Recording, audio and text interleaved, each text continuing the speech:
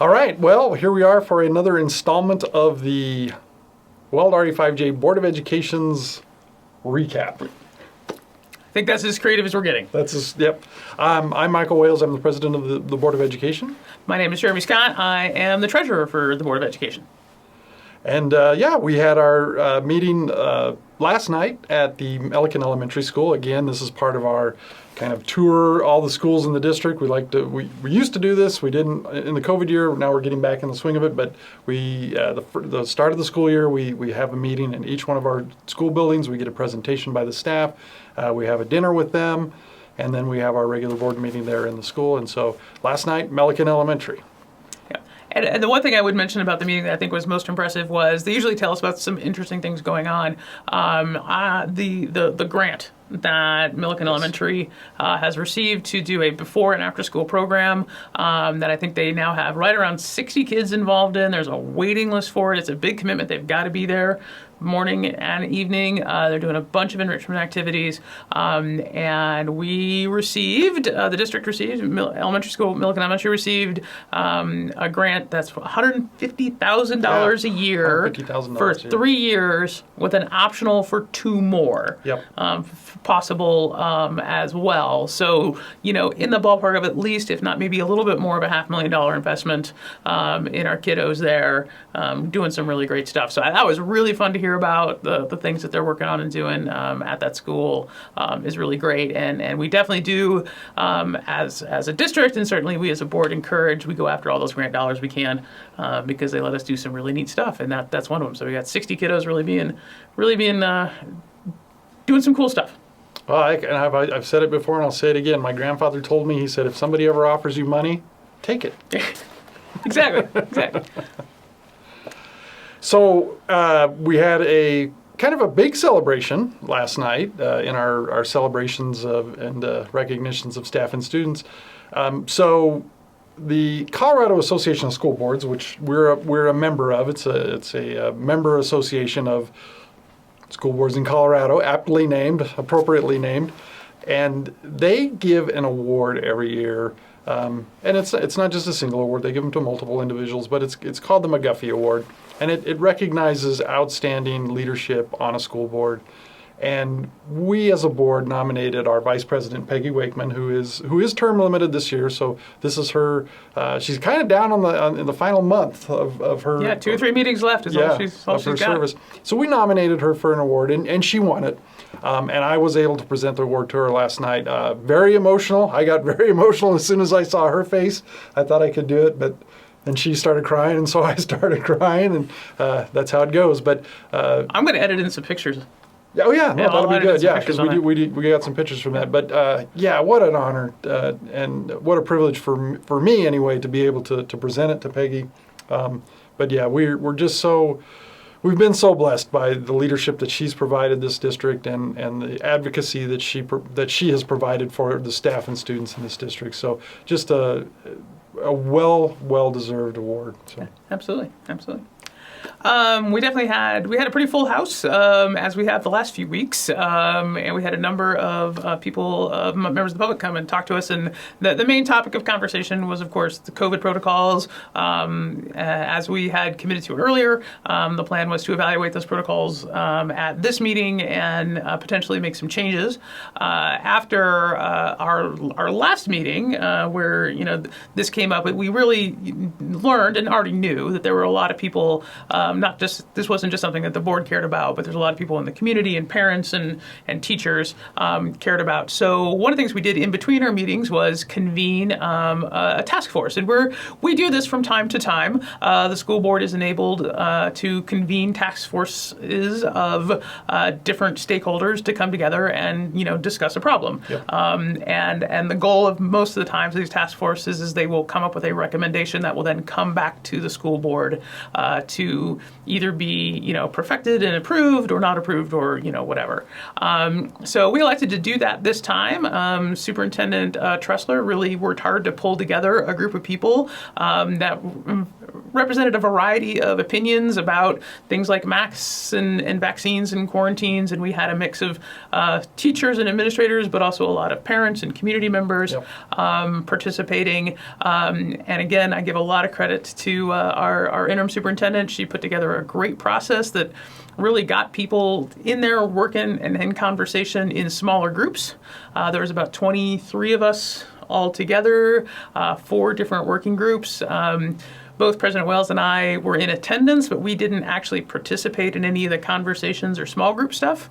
We were there just more to kind of like answer questions and observe the process. We really wanted that community feedback. We really wanted that feedback from our administrators, and we really wanted to see what these small groups and the large group together could come up with when we decide to work together intentionally. And so that's what happened. And I'm going to say I think it went really well. I mean, there were some heated moments. Absolutely. Because the passions are running high around some of this stuff, but I think it worked really well. One of the things that kind of ran through my mind, especially, actually both sessions that we did of this, I thought, it's kind of corny, but I thought of the Continental Congress. There was a goal in mind, but there were different opinions on how to get there, and sometimes it gets a little heated, and that's the great thing. As you said, these are people who are very passionate about the way they feel, and that's what we wanted. Yep. So one of our roles was to set that goal, and we wanted to set the goal for the task force, which is the same goal that we've been trying to live in as a school board, which is how do we maximize in-person learning? I mean, that really is the priority. Is yes. We want our kids in the classrooms learning. That's the one thing we definitely learned last year is the most disruptive thing is pulling kids out of classroom, and having to send kids home and that sort of stuff. So how do we maximize in-person learning safely? I mean, obviously, COVID is a serious thing, and it's something we need to take seriously as well. So how do we balance those two things? So that's the kind of charge we gave to the group. We started off with some pretty simple conversation of what's working, what's not working, what ideas do you have? That was very generative. A lot of stuff came out of that from that first meeting. And then we came back a week later and kind of really tried to boil that down into really what would become kind of like policy language for us around all this stuff. And some of it was pretty basic, like encouraging the kids to wash their hands more and, making sure we're up on our sanitizing and, all those sorts of things. But obviously the most robust conversation was around masking and quarantining. That's the thing I think that is eliciting the most passionate response right now. And one of the things that we tried to have the participants focus on too as well was and it's hard in today's time frame to think outside of COVID, but it was really to also think about things like the flu and strep throat and even the common cold. How can we minimize spread of these things that again go back to our main goal of how do we maximize in-person learning. And so that was kind of an undercurrent of everything as well, is what can we do that will also apply to strep, the flu, the common cold. So yeah. And the kind of final challenge that we offered folks, or opportunity really offered folks, is like straight up to recognize that whatever we decide to do, there's somebody who's not going to be completely happy with it. And the goal wasn't to, honestly, the goal really wasn't to find something everybody could get like excited about. The goal really was to find something that we could all live with, that like, okay, so it was going to involve some compromise, and it was going to, we were going to need to bring that to the table and go, okay, this may not be the way I would necessarily handle it personally, but I could live with this as a solution if it helps move us forward. And kind of a very pragmatic, practical approach to the whole thing. And frankly, I shared this last night. I've shared it a couple of times. It very well could have been that everyone came and sat there with their arms crossed and didn't engage and just said, nope, it's my way or the highway. Nobody did that. Nope. Everybody came, everybody ate the pizza, and then really rolled up their sleeves and was willing to be in conversation and dialogue. And frankly, be in conversation and dialogue with people that they probably don't necessarily agree with. And that was great to see. Yeah. Any more comments about the process? No other comments about the process. Again, I'm really thankful for everybody who chose to participate and came back the second night. Mm-hmm. I don't think we lost. We had some face changes. Some spouses switched out, and we had some staff members kind of swap out just because of prior engagements. But the representation was still consistent. We did get some representation from KQA, one of our charter schools in the district. They were very excited to be a part of this, and were very contributory to the whole process as well. They're doing some unique things in their building, so they were able to share some of the things that they were doing, and that created a whole new list of what ifs. So a recommendation did finally emerge from this group that was brought forward to the school board to discuss and consider last night from Superintendent Dressler and a member of the community that was on the team. And I think there'll be another communication that goes out that really kind of details it.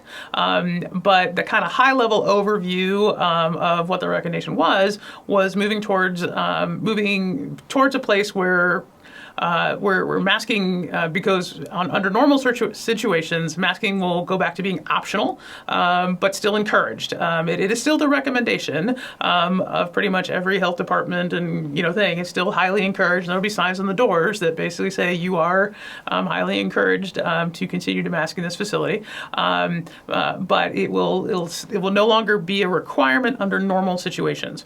And then the change will be if there is an exposure. So if a child has a close contact exposure in the same way that we've always been doing that, instead of having that child go home to quarantine, which we all know is very disruptive, the child has the option to choose to mask for a 10-day period after the exposure, but remain in school in an otherwise normal way. And so parents who would maybe prefer their children not wear masks on a regular basis will no longer be asked to do that. And so long as you are willing to let your child wear the mask for that short-term basis after an exposure, they can remain in school, or they're able to quarantine at home as they've always been able to do before if it really just isn't a possibility for you.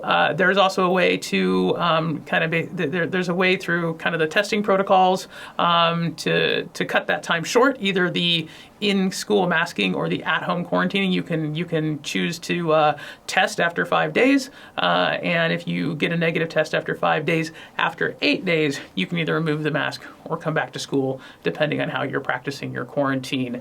And then there are further exemptions for students or faculty who choose to voluntarily disclose that they are of a fully vaccinated status. Right.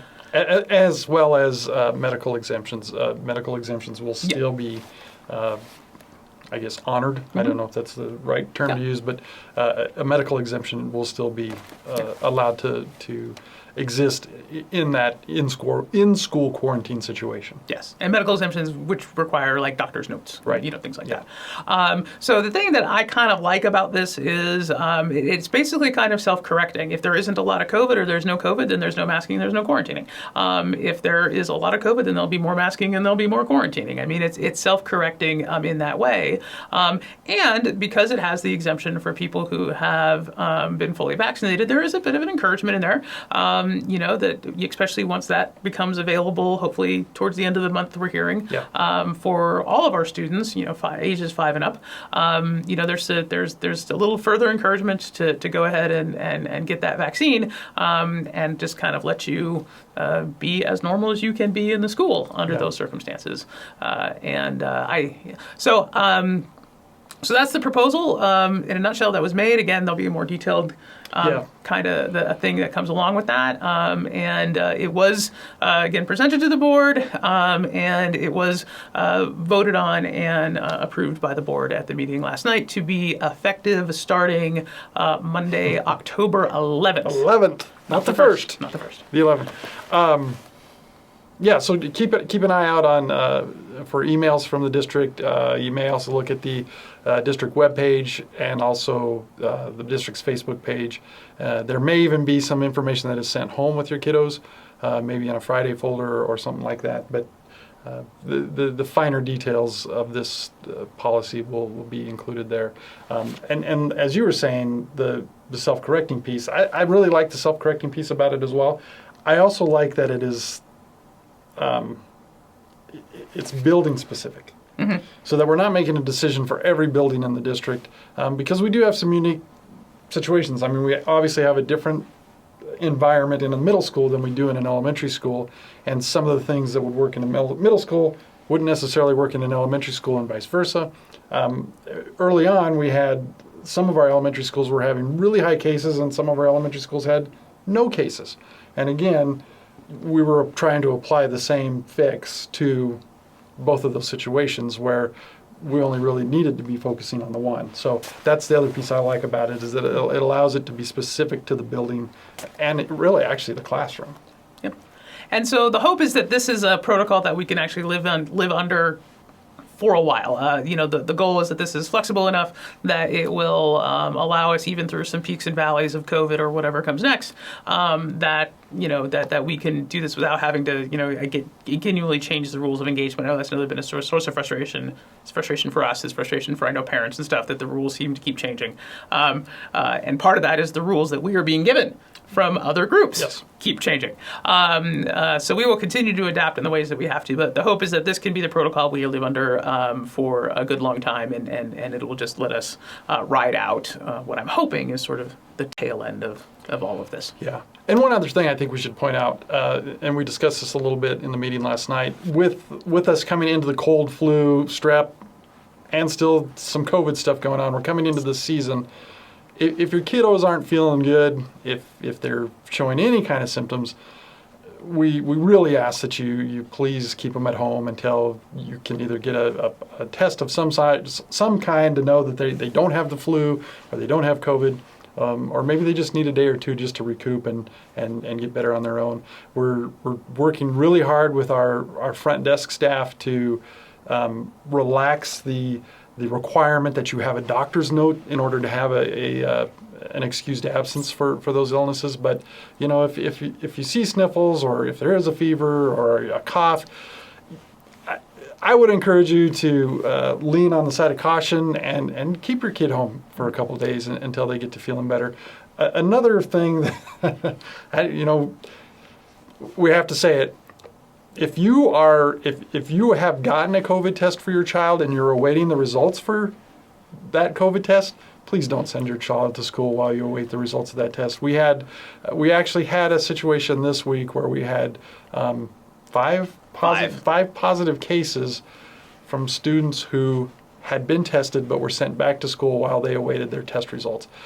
That's not helping anybody. Absolutely nobody at all. Yeah, it honestly, if there was something that almost could have curtailed making this shift into the new policy, I think the concern was over that. Those 5 cases. Is those cases. And so, yes, the biggest thing, so what can you do to help? If you're concerned that your kid is sick, keep them home. Get a test. You can call the school and get a test. You will also be getting information about a place you can go online to fill out a form, and they will send you, I think it's 8 free tests that you can just have at your house. Yeah. We are allowing, not every school district is, but we are allowing the rapid tests, a negative rapid test as a valid test. Some school districts are actually requiring the PCR test. We are not doing that. We're allowing a rapid test, a negative on a rapid test to count. So you can get those. You can call the school. So when you call in your kiddo to say he's sick, you can talk to them about arranging to come by to get a test from them. Or if you want to be kind of preemptive about it, there will be a link that's sent out where you can register to have tests sent to your home. And you can do that registration every month if you want to. So you can get 8 tests, and you can get 8 tests every month. You have to keep signing up, but you can, for that. So yeah, if you are suspicious enough that you're testing your kid for COVID, which you should be, please test your children. Maybe keep them at home until you get the results of the test. That would really help everybody out. Yep, absolutely.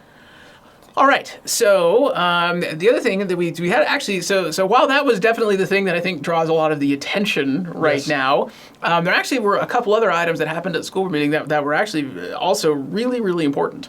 One of the things that we did is that we approved the members of the District Accountability Committee. I know accountability has been something that's on people's minds, and what does accountability look like within the school district? Well, there actually is a formal accountability committee. There's actually a couple of them, but there's a formal accountability committee for the entire district, and they are charged with doing several things, including being involved in the preparation of the budget, Yep. And oversight into a lot of different categories. That accountability committee is made up of parents and community members. We have some community leaders on there, as well as teachers and our administrative staff as well. And students as well. And students. Yep. So, there is actually a lot of great systems in there. And it's not the most glamorous, I think, sometimes piece of work, but it's really critically important. It is very important. And if there's actually a silver lining in a lot of what we've been going through, what we have noticed is some folks who have come forward to express concerns, whether it's about COVID or whatever it's been, that has given us an opportunity to be in dialogue with those folks and let them know about the different opportunities to serve. So one of the exciting things that I saw was a lot of names that were nominated to now be on our district accountability committee. I recognize as people who step forward to address a specific concern, maybe this fall or this spring or this summer, maybe COVID, maybe something else. And because they were willing to be in dialogue and conversation with us and the district, we were able to present them this opportunity as a way of getting involved if that's something they're concerned about, and several people took us up on that. So I do kind of like to see that as a little silver lining in everything that we've been going through. No, and the District Accountability Committee has a special place in my heart. That's where I first got involved in the school district. Prior to being elected, I served 4 years on the District Accountability Committee, and I learned so much. And, a lot of it is pretty boring stuff. You're learning about school finance, you're learning about budget, you're learning about curriculum development and curriculum selection. When you get into school financing, it gets really dry really fast. But it has been such a tremendous... He says to the treasurer. Right. It's been such a tremendous benefit to me as a board member now to have that 4 years of experience and exposure to those topics and subjects that we deal with now on a daily basis at the board level. And so I'm really grateful for everybody who stepped forward and who answered the call to be on the District Accountability Committee. One of the things that we should point out, though, too, is the District Accountability Committee, it's not something that we want to do or have just decided to do. It's actually a state statute that we're required to have that. And I shouldn't say we don't want to do it. We do want to do that. We want to bring, but it didn't originate with us, is what I'm saying. Right. It's not an idea that we came up with. It is state statute that we have a District Accountability Committee to oversee and provide oversight to a number of items, including budget items. Yep. And it was nice to see we actually have a community member and a parent that stepped up to even be the chair. Yeah. So that is always good to see. We love to see that kind of involvement. So we will, as a board, we'll actually be developing, they have some things that they were required, as President Wales pointed out, by statute to do. We also have the ability as the board to say, here's some other areas we'd like you to look at and help us think through and all that. So we're developing that list of kind of charges, for them now about some of the special things we could see them helping us with. So we approved that group last night, which was wonderful to see, even though they're already, I think, been at work and working. Yeah. They actually brought the first piece of their charge to us last night, and that is the unified improvement plan for each building in the district. And the unified improvement plan, again, is a requirement by statute that each one of our buildings shows how, over the course of this next year, they identify areas of weakness and how they intend to improve on those weaknesses. And that report goes back, well, first it comes to the Board of Education, we review it, and we approve it, then we send it on to the Colorado Department of Education so that they have, and then they can kind of keep track of how our schools how they're growing. The exciting thing about UIPs is they're commonly called, because it can kind of be boring. Depends on who you ask. I thought it was pretty good. Most people cleared out of the room when we got to that point, but what's been really exciting for us as a school board is, 4 years ago we set on this path to create an educational vision for our school district, and Reverend Scott and Director Sassano had come in kind of year 3 on that and helped form this vision, and then what we did was we handed it off to our administrative team and said, make this a reality for us. And when we go through the UIP now, we start to see evidence of that actually starting to take shape and starting to manifest into actual tactics and techniques and goals and visions that they're putting at the building level. And so all the things that we go through as a school board, especially in the last 2 years, you know, I don't know if you watch the news at all, but it's kind of been a rough go for school boards across the country. But it's really, it has been so worth it to see that vision starting to come to light. And it's really hard to explain unless you've actually been a part of that process to see that manifest into something of reality. Oh, absolutely, absolutely. Honestly, the vision that was already being built, you're right. I mean, a couple of us kind of came on midstream. That's part of what attracted me to being involved in the first place. Was I'm like, oh, I see where you're wanting to go, and that looks exciting, and I want to be a part of it. And so I'm grateful for that opportunity. And I saw the same thing when you're looking through this, like, oh, people are buying in to doing it, and that's wonderful. This was another reason why, but that work really started, in earnest, 4 or so years ago, which part of the reason why we wanted to nominate Peggy for that award, because she was there the whole time. Absolutely, yeah. And honestly, all the credit to you too, President Wales, for being a big part of that from the beginning. Thanks. You were you were there at the ground floor of it. I'm grateful to be able to inherit some of that work and help bring it forward now too. But it's been really nice to see. We have had some administrative and staff transition in a lot of our buildings, and one of the things that we've been looking for is people who can.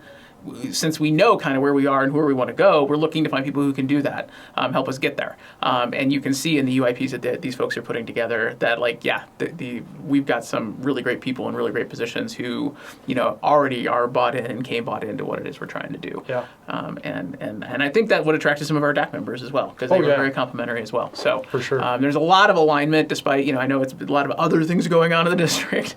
But the exciting thing is to really start seeing that alignment that is I think great to see. Yeah, and for the public, you'll really start to see that coming more to light as our new buildings come online. I was at a Rotary Club meeting this morning where our CTE team was presenting to that club, and it's so exciting. And we have this groundbreaking coming up on Friday. If you have an opportunity to get out there and see some of the drawings and learn more about how that building is going to be built in a way to support this educational vision and develop our career and technical education program along with the elementary school and the middle school pieces. That's where it's going to get really exciting for the public, because you're going to start seeing some tangible results of this vision that was put in motion 4 years ago. So yes, as President Wells mentioned, we do have one exciting thing yet coming up this week. I thought we already talked about it. Sorry, I stole the thunder. No, you're fine.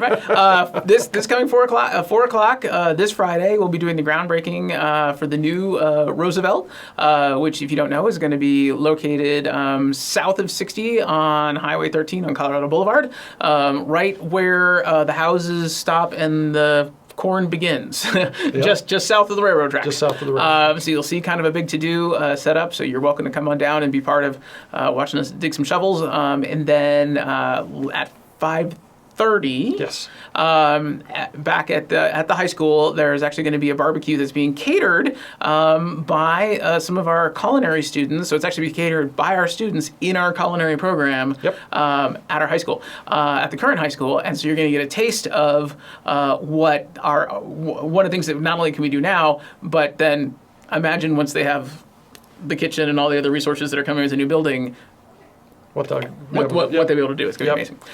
So 5:30 for that, and that's of course later on that night there's a home football game as well. Yep.